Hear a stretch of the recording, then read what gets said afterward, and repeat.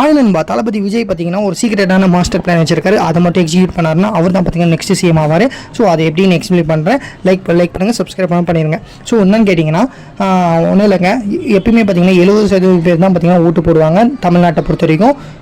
மீதி 30% பேர் பார்த்தீங்கன்னா எந்த கட்சி மேலேயும் பார்த்தீங்கன்னா ஒரு கொள்கை அதெல்லாம் பிடிக்காமல் ஸோ ஓட்டு போட மாட்டாங்க.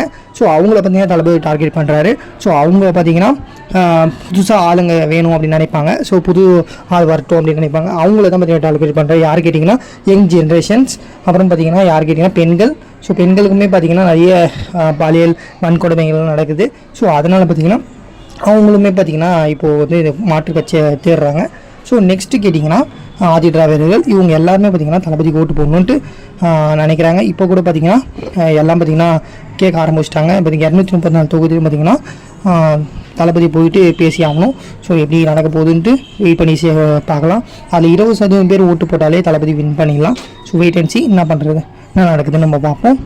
தேர்தல் கடைசி நேரத்தில் என்ன வேணால் நடக்கலாம். Wait and see. அதே மாதிரி பார்த்திங்கன்னா தளபதி நாளைக்கு பார்த்திங்கன்னா பிரச்சாரம் ஸ்டார்ட் பண்ணுறாரு. எங்கன்னு கேட்டிங்கன்னா பெரம்பூரில் ஸ்டார்ட் பண்ணுறாராம். ஸோ எங்கே லொக்கேஷன் தெரியல, மற்றபடி பார்த்திங்கன்னா பெரம்பூரில் தொடங்க போகிறாருன்ட்டு சொல்லியிருக்காங்க. அஃபிஷியலாகவே அனௌன்ஸ் பண்ணிட்டாங்க. சரிங்களா, வெயிட் அண்ட் சி. சரிங்களா, நாளைக்கு பார்த்திங்கன்னா ஒரு தரமான ஒரு சம்பவம் இருக்குது. ஸோ தளபதி என்ன பேச போகிறாரு, எப்படி வந்து பிரச்சாரம் பண்ண போகிறாரு, ஸோ நம்ம பார்க்க போகிறோம்.